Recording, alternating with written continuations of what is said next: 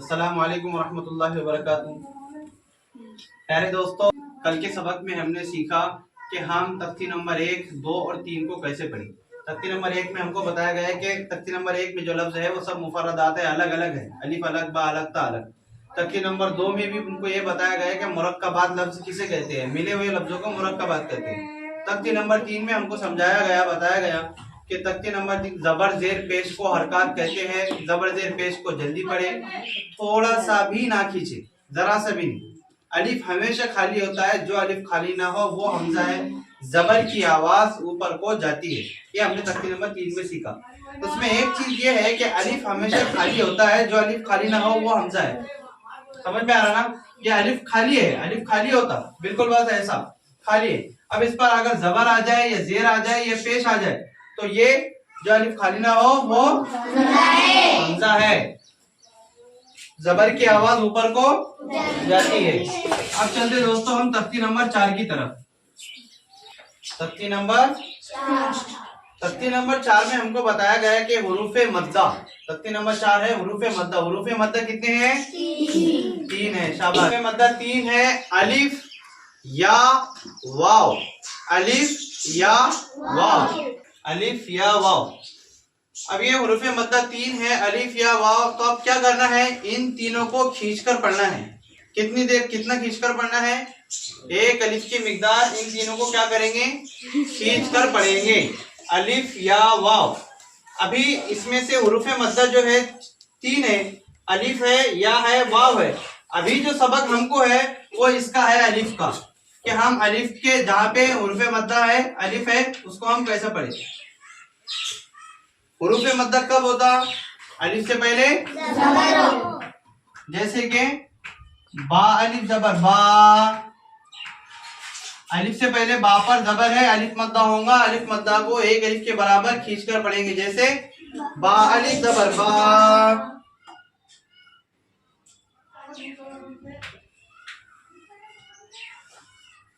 ता अलिफ जबर ता।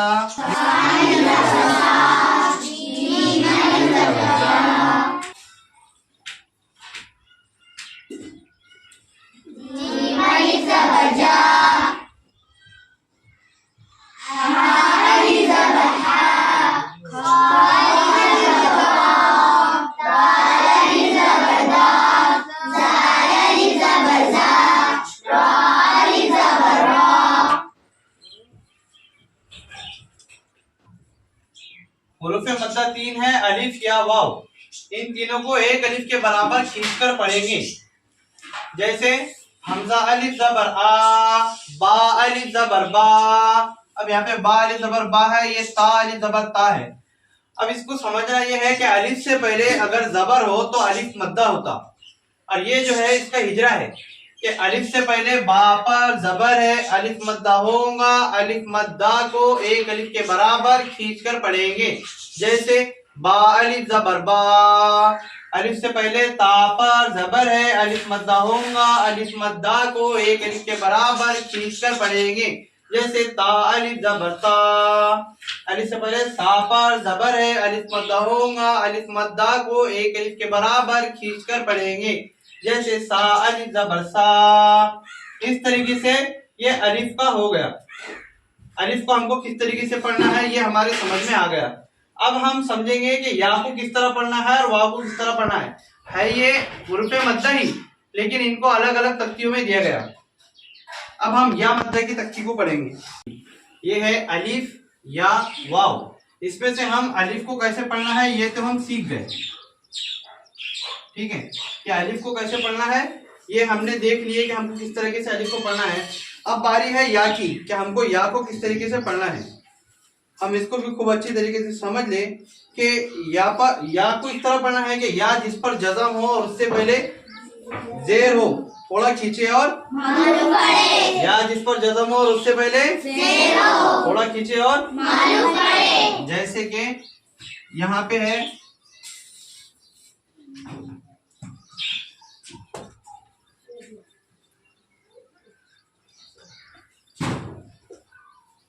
ये क्या है? दीनी। दीनी। दीनी।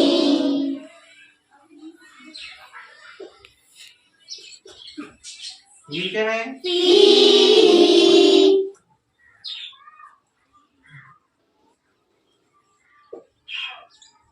ये क्या है? अरिनी। ठीक है।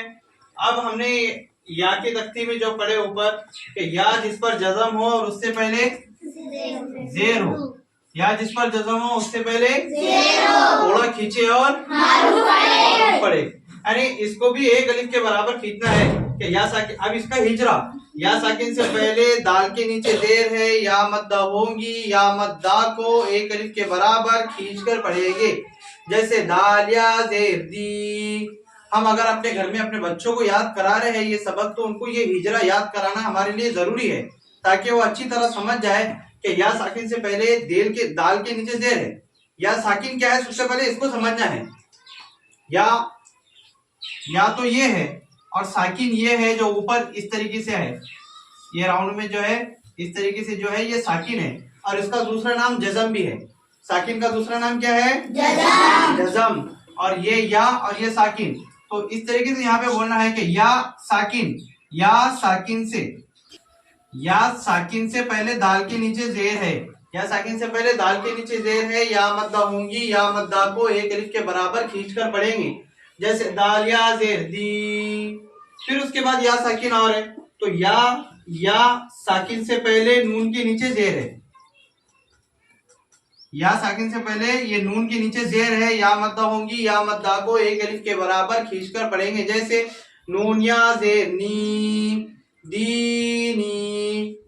उसके बाद है या साकिन से पहले फा के नीचे जेर है, या मद्दा होंगी, या मद्दा को एक अलिफ के बराबर खींचकर पढ़ेंगे। जैसे फा या जेर फी, हा जेर ही। अब हा के नीचे जेर की हरकत है, हरकत को जल्दी पढ़े, थोड़ा भी ना खींचे। जैसे हाजिर ही। अब इसको नहीं खींचना है, अलिफ मद्दा को खींचना है, या मद्दा को खींचना है, वाव मद्दा को भी खींचना है, लेकिन जबर जेर पेश की हरकत को नहीं। जब हम कुरान के अंदर पढ़ेंगे इसको समझकर कि जहाँ पे खींचना है वहीं पे खींचेंगे, जहाँ पे नहीं खींचना है वहां पे नहीं खींचेंगे, तो कुरान इस अंदाज से पढ़ पाएंगे कि हमको पढ़ने में मजा आएगा और सुनने वाले को सुनने में मजा आएगा, और हम गुनाह से भी बच जाएंगे क्योंकि हम तजवीद के साथ पढ़ेंगे। इसलिए हमको इसको सीखना जरूरी है। इसलिए आप ध्यान से समझे, ध्यान से पढ़े और ध्यान से सुने कि या साकिन से पहले फा के नीचे जेर है तो या मद्दा, या साकिन से पहले दाल के नीचे जेर है तो या मद्दा, या साकिन से पहले नून के नीचे जेर है तो या मद्दा। लेकिन अगर हा के नीचे जेर की हरकत है तो कोई मद्दा नहीं, यानी मद का मतलब खींचना बिल्कुल भी नहीं है, कोई यहाँ पे मद नहीं है। अब यहाँ पे सिर्फ हा के नीचे जेर की हरकत है। हा के नीचे क्या है? क्या करेंगे?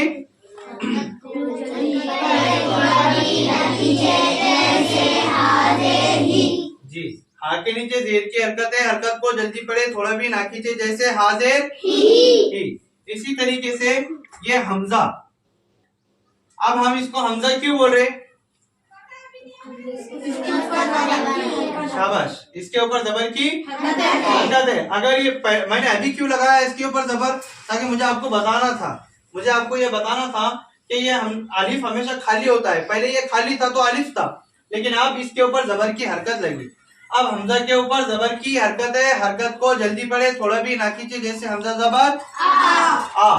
रा के नीचे जेर की हरकत है, हरकत को जल्दी पढ़े, थोड़ा भी ना खींचे। जैसे राजेर री अरी। दोनों को मिलाकर पढ़े तो क्या हुआ? अब यहाँ पर है खींचने वाला लफ्ज जिसको एक अलिफ के बराबर हमको खींचना है।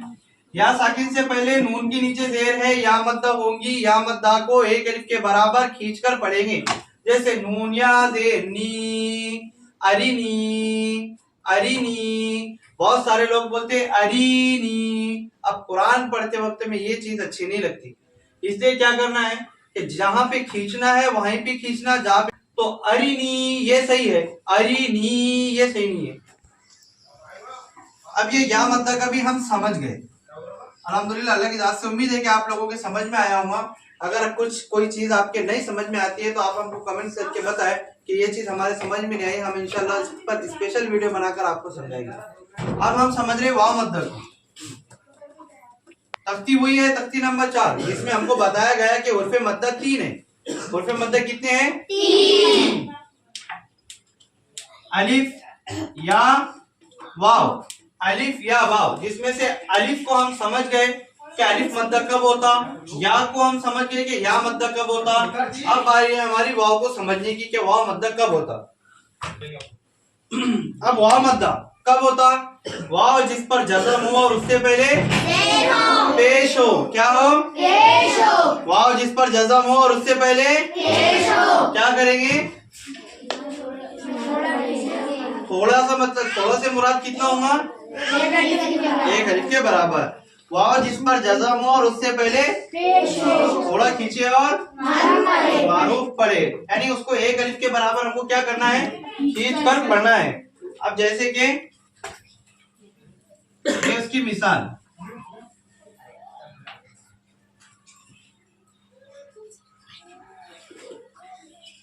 हमजा वाव पेश ऊ, ये क्या है?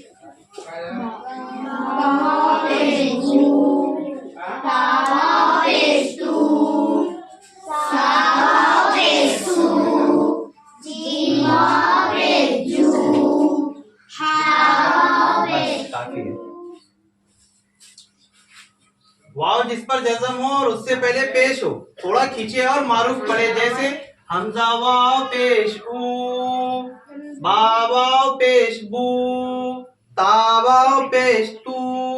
अब है इसका हिजरा, कि हमको इसका हिजरा कैसा करना है। जैसे कि हमने अलिफ मद्दा का हिजरा करे, कि अलिफ से पहले बा पर हमजा पर जबर हो, अलिफ से पहले यहाँ तक जितने लफ्ज बनती, अलिफ से पहले अगर जबर आ गया तो अलिफ मद्दा, अलिफ से पहले अगर जबर आ गया तो अलिफ मद्दा। इसी तरह या साकिन में हमने पढ़े कि या साकिन से पहले जेर हो तो या मद्दा, चाहे वो अलिफ से लेकर या तक पूरे लफ्ज आ जाए जिनमें अलिफ से पहले, या साकिन से पहले हमजा के नीचे जेर है तो या मद्दा ही होगा। या साकिन से पहले किसी भी लफ्ज के नीचे जेर है तो क्या होगा? या मद्दा ही होगा।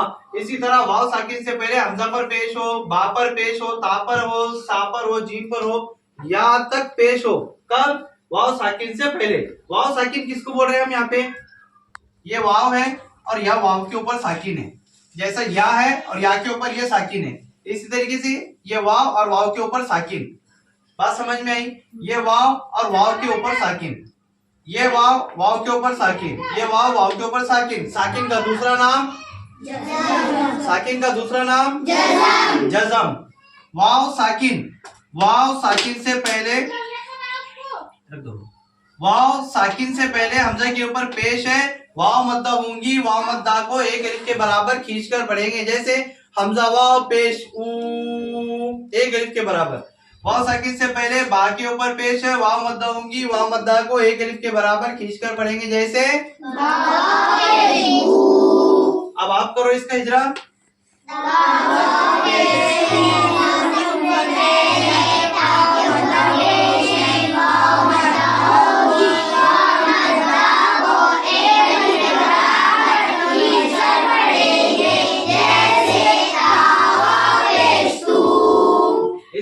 वाव साकिन से पहले ये वाव और ये साकिन, वाव साकिन से पहले सा के ऊपर पेश है तो वाव मद्दा होंगी, वाव मद्दा को एक अलिफ के बराबर खींचकर पढ़ेंगे। जैसे सा वाव पेश सू, जीम वाव पेश जू।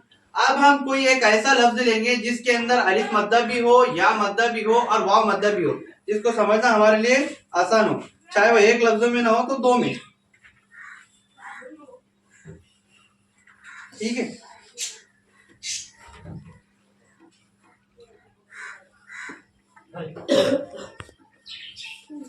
इस बात को अच्छी तरह समझ लें कि अलिफ मद्दा, या मद्दा, वाव मद्दा।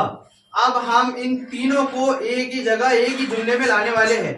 हमने तीनों को अलग अलग समझा, अलिफ मद्दा को अलग समझा, वाव मद्दा को अलग समझा, या मद्दा को अलग समझा। अब तीनों एक ही जगह पे आने वाले हैं, गौर से देखें।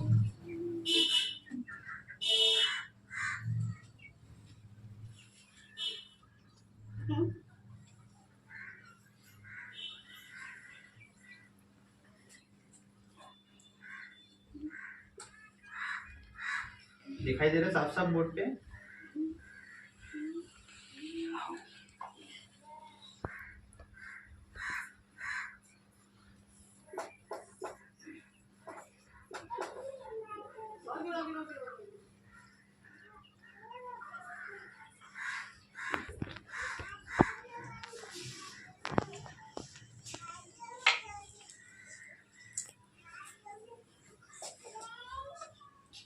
ये क्या लिखा हुआ है? नहीं, मैं पूछ रहा ये जुमला क्या लिखा हुआ है? शाबाश, तमासीलु। अब हम देखें कि ता के ऊपर जबर की हरकत है, हरकत को जल्दी पढ़े, थोड़ा भी ना कीजिए, जैसे ता जबर ता। अब मीम को कैसे पढ़ेंगे?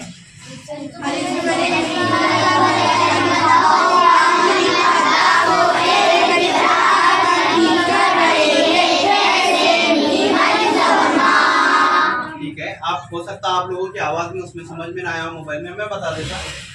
अलिफ से पहले मीम पर जबर है, अलिफ मद्दा होगा, अलिफ मद्दा को एक अलिफ के बराबर खींचकर पढ़ेंगे।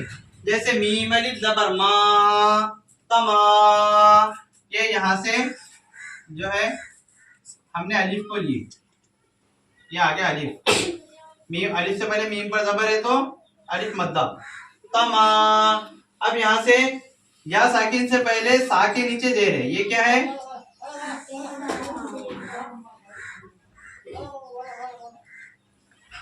या साकिन से पहले सा के नीचे जेर है, या मद्दा होंगी, या मद्दा को एक अलिफ के बराबर खींचकर पढ़ेंगे। जैसे साया जेर सी, ये या और ये साकिन, या साकिन से पहले सा के नीचे जेर है, या मद्दा होंगी, या मद्दा को एक अलिफ के बराबर खींचकर पढ़ेंगे।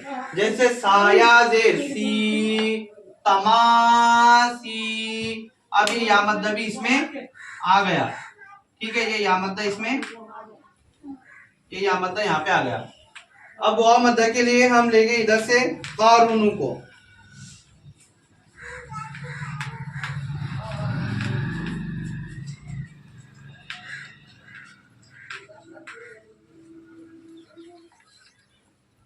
ये क्या है?